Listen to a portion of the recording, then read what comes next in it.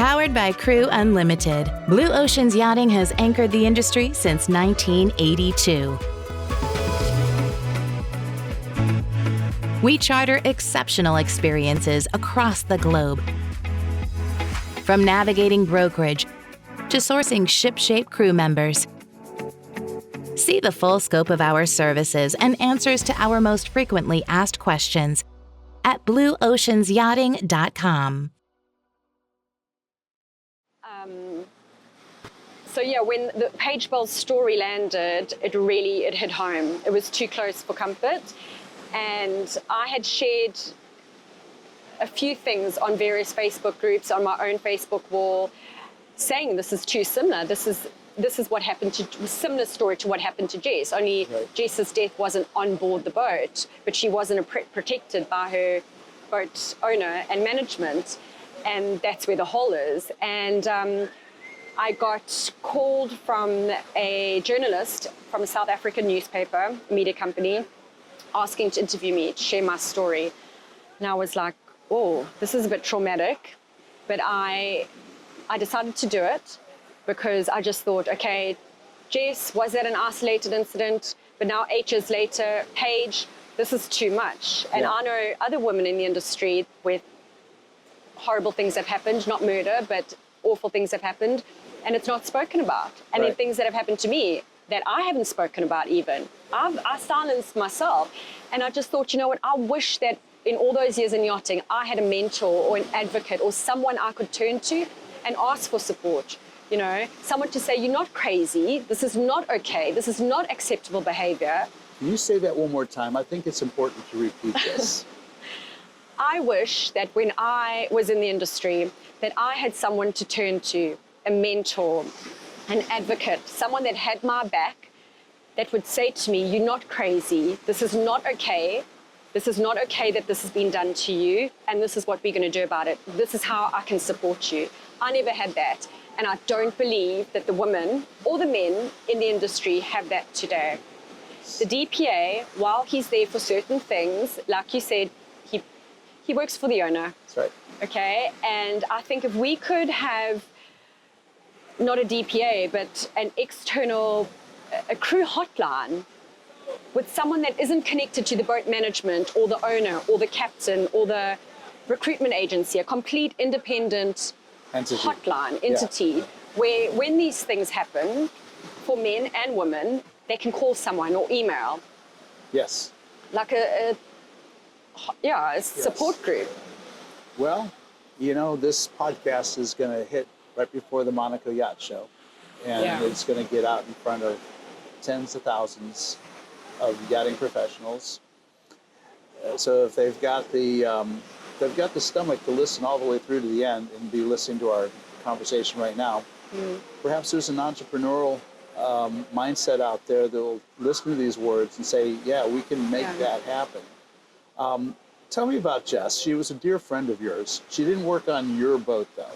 No, I met Jess in Mallorca when I had left that boat after the chefing incident. I moved to Mallorca, and I was in Mallorca for about 2 years. Loved it. My favorite part of Europe. Absolutely beautiful. And I'd met Jess during that time, and she worked for a prominent British person called Mike Ashley, who owns the did own, I don't know if he still owns, the Newcastle United football team, and like a big retail, all the retail in the UK. She was a chef on his boat called Motor Yacht Mine. He had 2 boats, mine and yours. And Jess was going off to Ibiza. So her apartment, the crew lived ashore, which was great as well. They used the boat mostly for day trips. And then she would chef for him at the Mallorcan villa. But he was using the boat was going to Ibiza, and he wanted to use the boat. So Jess was going off with her crew, and it was her first time to Ibiza, and she was really excited. She'd gone off. You told me she was not a party girl. Not a party girl at all. Right. Hardly drank, never touched drugs, never smoked a cigarette, was very an innocent, good girl, a really good girl. And she had spoken to me about doing, because at that stage, that was my first ayahuasca ceremony in Mallorca during that period. And Jess had actually come to my condo to look after my pet budgies, Shiva and Ganesh. And I'd come back from that ayahuasca ceremony and told her about this amazing experience. And she said, oh my gosh, I have to do it. I want to do it. Let's do it again. Will you do it in September when I come back from Ibiza? And I said, I'll do it again. Absolutely. Yeah. I've just gone to heaven. I want to go back. Right. And so with ayahuasca, it's very important before you do any plant medicine to do what's called a dieta, a diet, where you detox, you don't do drugs, you don't do alcohol, you can't even eat mushrooms, avocado, salt. It's a strict diet. Right. So like she knew that. She was already planning, she'd come back in September, and that's what she wanted to do. So I just know for a fact that Jess did not ever touch drugs and hardly drank. So she went off to Ibiza, and it was a Friday night, 21st of July, 2017. The captain announced that the owner informed him that he would not be coming on board the next day, that he was going somewhere else on the island for the day for lunch, so he wasn't coming on board. But in yachting, these things can change like that. So the captain said, even though Mark and family are not coming on board, I would still like you all to be on deck at 8 a.m., which is standard. So he allowed the crew to go out for sangrias and pizzas in the port. Jess went out with the crew, and while she was out, she was chatting to a guy that she had met on Tinder while she was in Mallorca, and had gone on a couple of dates with him in Mallorca. And it just coincided that he was going, his name was Simon, that he was going over to Ibiza as well. So she was quite excited she got to meet up with him again. They'd moved the conversation from Tinder to WhatsApp, and he had invited her out to this club DC10 in Ibiza.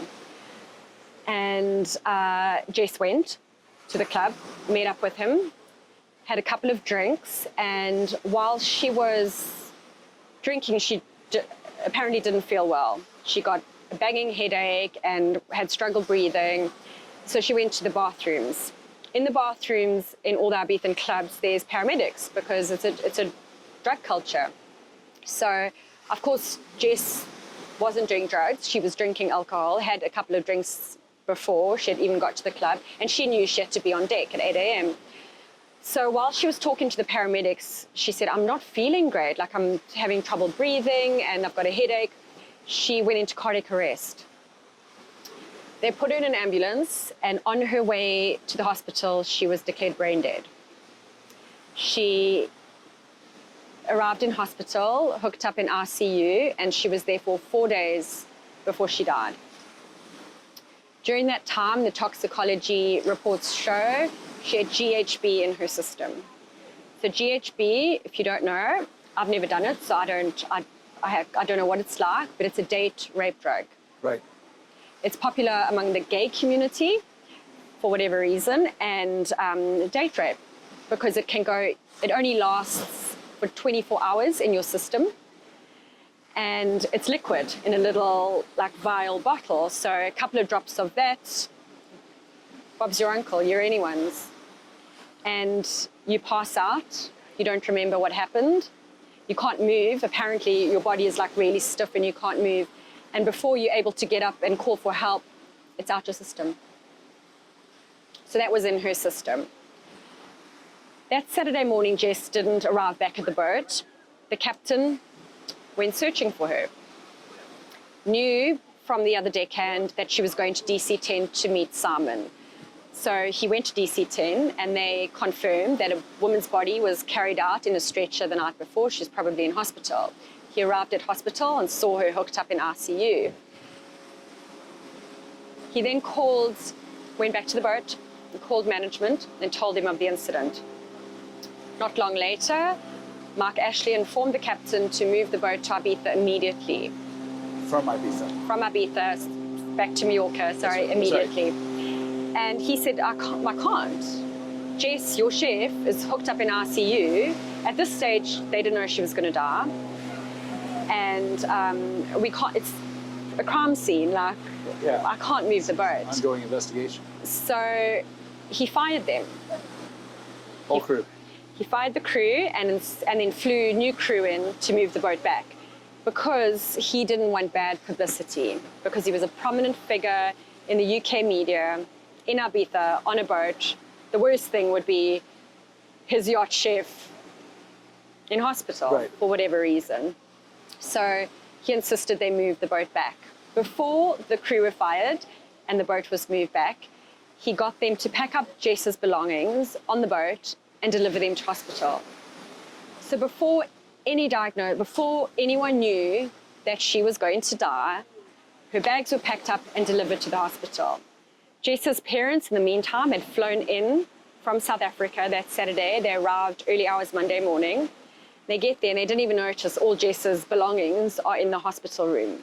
They had no idea that when they were called by management, they were told that Jess had been in a horrible accident that they need to get over immediately.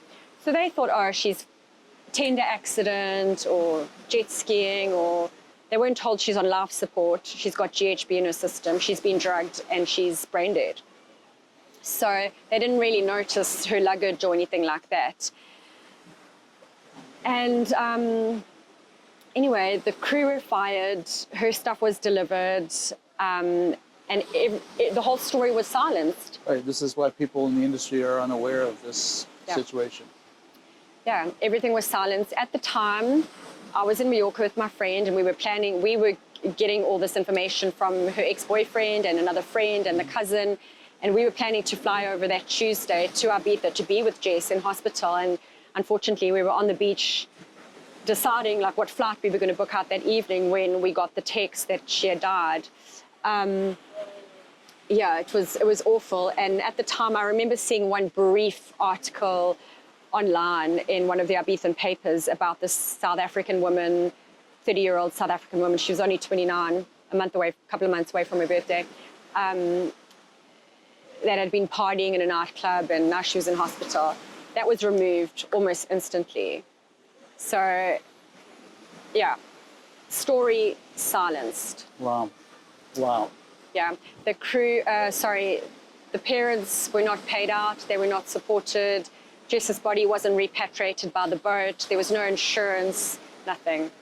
It was all just absolutely silenced. And of course, the parents are traumatized. They've just arrived. A day later, their daughter dies. They sit with management. They get asked to sign these documents. In the whole story was the management company. I don't know I can't remember the name of the company, but I know his name was Paul, had said to Jess's parents that they had believed that she had done this to herself, and they said no, absolutely not. Our daughter doesn't do drugs, whatever. And GHB, like it's a date rape drug. Right, come on. Right. You don't self-medicate with that. Yeah, and it was there were just too many holes in the story. The old crew were told to leave, new crew had come in, but then they were staying in a hotel and not on board, and it seemed like a cleanup campaign. Mm-hmm. And they basically got no support. They didn't even get like a text of condolences or anything from the owner.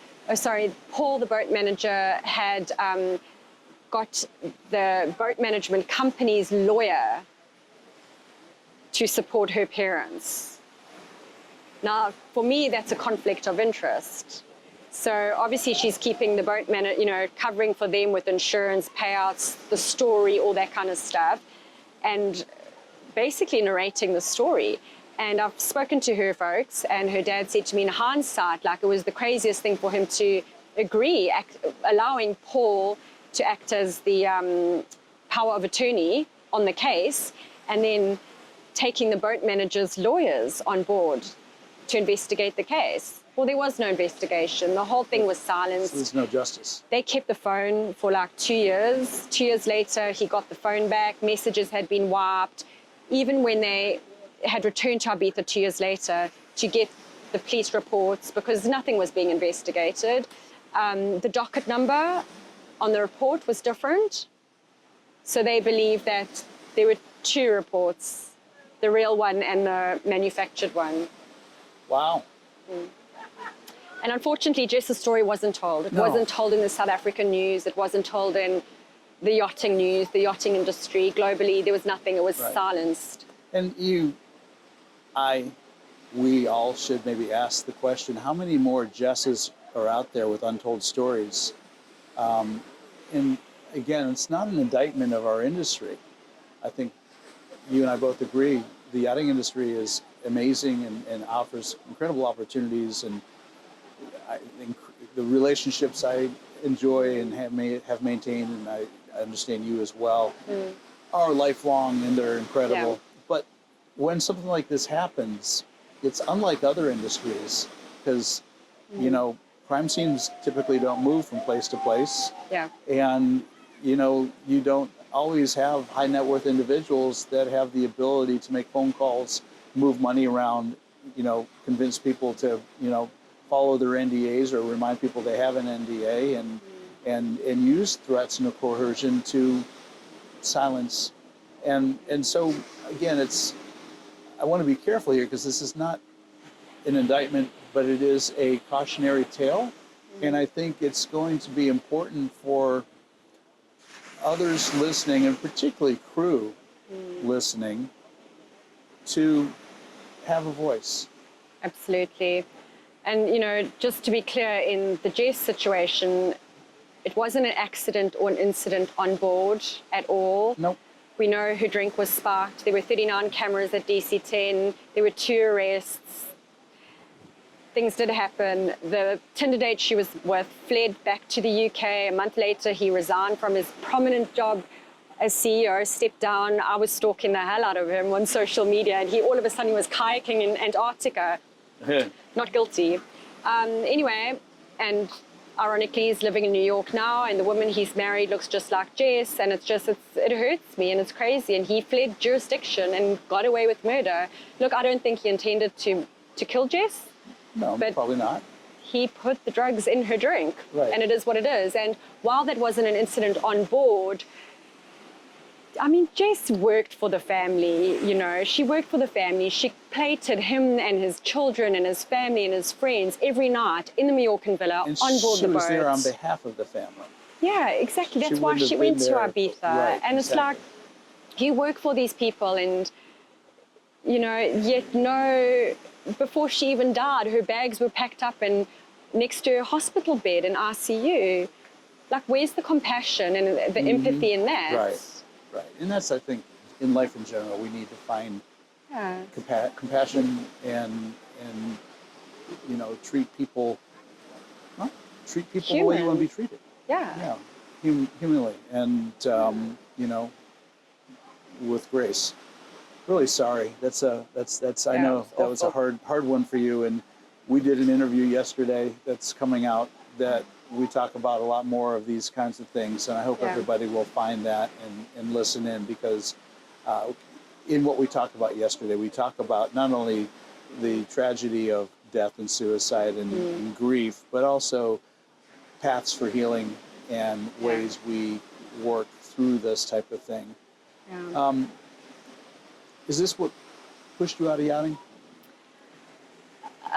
Yes, it is. After Jess's death, it really broke me completely. Well, it was the Corey incident that pushed me out of yachting, which is why I went back to Mallorca. Right. And then, you know, hung out with Jess, and then this is what happened. And that's when I realized these people don't give a fuck how many meals you've given them, you know, what you do for them. There's just no compassion and empathy. It's only transactional. Very transactional. No matter how well they treat you like their best friend and your favorite person and whatever, you're just a little pawn in their game for the time being. So then I went to Bali, and then, as we told yesterday, my fiance died by suicide in Bali, unfortunately, and I went back into yachting just to disguise my pain and just to escape, absolutely. And then it all caught up with me, and I got burnout. Right. So you were just too old for it. Yeah, too old for it. Too many tattoos.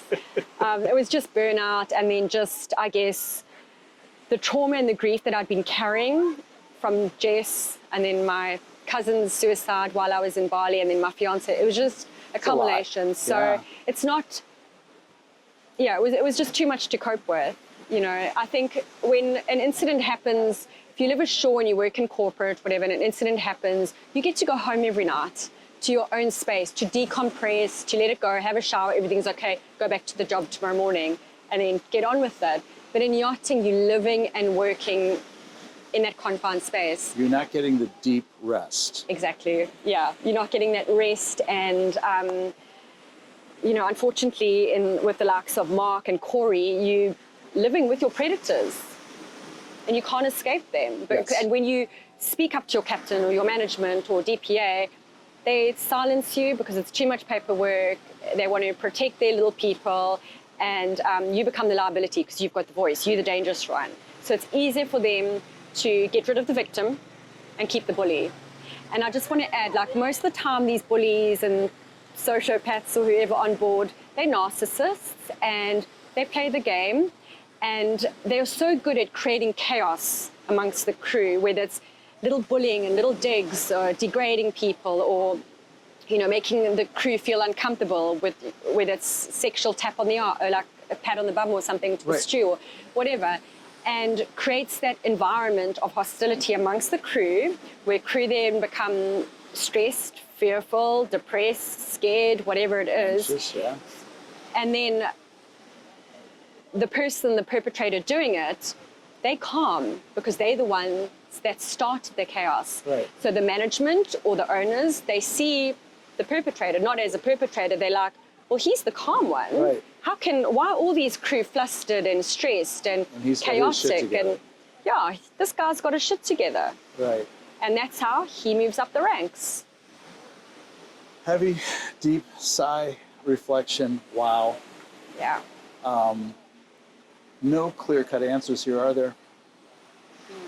But it starts, I do believe it starts with awareness. I think it starts with awareness from all facets of our industry. We look at this industry, we look at the glitz and the glamour, and it is on so many levels, in so many ways, an amazing industry. But the heart and soul, and I do talk about this, I talk about what I consider the sacred trinity of our industry, and they sit on three pillars, and the first pillar is the crew. Second pillar is the owner, high net worth individual that owns the vessel, and the third is the asset. That is the vessel itself and the infrastructure that supports that vessel. You take any one of those three and they become sick, damaged, you've lost the strength of your foundation. And I think our industry is a strong industry. It's growing. The statistics indicate that over the next, I think between now and 2040, the fleet's going to double. We're going to need a lot more crew coming into the industry. We need to find ways of attracting and influencing people, typically young people, to come join our industry and be part of what I call the wonderful world of yachting. And the first thing they should do is probably read your Screw the Crew book. But at least they understand what the roles are and what that looks like. And I just want to add, I don't want this chat to deter anyone from getting into the yachting industry. It has been the best industry I've worked in. I've worked in music, PR, and yachting. And if I had an option today to go back into music, PR, corporate, or yachting, it would be yachting. Yes. You can't, you get to travel to these beautiful places. You know, the things that I've seen and done, the people that I've met, there's nothing like it. But there needs to be protection and safety for crew. That's right. And I guess that's where I was going with this, is that with the growth of yachting and the amazing industry it is, we need to start thinking out of the box a little bit and coming up with ideas that will add additional protections and vetting and, using the resources that are available and maybe creating new resources that are unavailable right now to ensure that we put together the best run vessels. And we owe that to all three legs of what I call that sacred industry. We owe it to the owners to give them the best crew experience they possibly can have. 7-star service. we owe it to the asset, that yacht. It has to be well maintained. If it's not, you're not going to do 17 back-to-back charters. Yeah. That boat had to be in top shape to be able to do that. Yeah. And more than anything else, we owe it to the crew. Yeah. We owe it to the young people and the not so young people that have elected to stay in the space of crew, to give them a safe, healthy, vibrant work environment that they're happy to be part of, that's good for their future. And when they're ready to leave the boats, we open up their doors for land-based opportunities. It's an industry that provides so much. It really does. And Elle, all I can say is thank you on so many levels. Thank you for, one, giving me the opportunity, this old guy in yachting, to have this conversation with you. I feel privileged to be able to have it and bring it forward. Thank you for being vulnerable and honest and willing to share your story. I think that's profound. And I'll give you the last words, but I will, again, shamelessly just recommend the books you've written. And you've got a couple coming out that are going to have to be must-reads for me. Thank you. And listen to what this amazing young woman has to say, because I think you've got a voice that should be heard. Thank you very much. And I'm very grateful that I've been offered this platform to speak on. As I said, in yachting, this is the first time I've told my Jess story publicly. It's the first time I've told my Mark story publicly or my Corey story publicly, because I didn't want to lose my job. I didn't want to be blacklisted. I didn't want to ruffle feathers, but I'm no longer in yachting. Yes. I've stepped out. I will not go back on board, but I would love to still be involved with yachting because I love it. I love the industry. I love the people. I love the crew. As I said, I'm still very good friends with owners, yacht crew that I've worked with, agency professionals, and it's a great industry of like-minded people with a lot of banter and fun. Wow. And if I can be that voice that I didn't have. Well, I'm going to go out on a limb and say that this industry is ready for you when you are. There's a place for you. Watch out. Yes. I can't wait to see it happen. Elle, again, thank you so much. Thank you. Thank you for inviting me to this gorgeous little place you call home. Yep. Thank you. Playa del Carmen is just a beautiful part of Mexico. We're in this beautiful resort villa that they've allowed us to record in today. So it's a real blessing. Thank you. Living in gratitude, and look forward to future conversations. Me too. Thank you so much. And until next time, I'm out of here. If your brand belongs in the heart of the yachting world, this is where it happens. Yachting International Radio reaches over 1 million yachting professionals and enthusiasts every month, with 77 million impressions, 220,000 social followers, and 74,000 podcast subscribers. Our hosts are insiders, crew, captains, CEOs, trusted voices shaping the industry. This is targeted, high-impact advertising in a luxury niche. Visit yachtinginternationalradio.com/advertise. Your audience is already listening.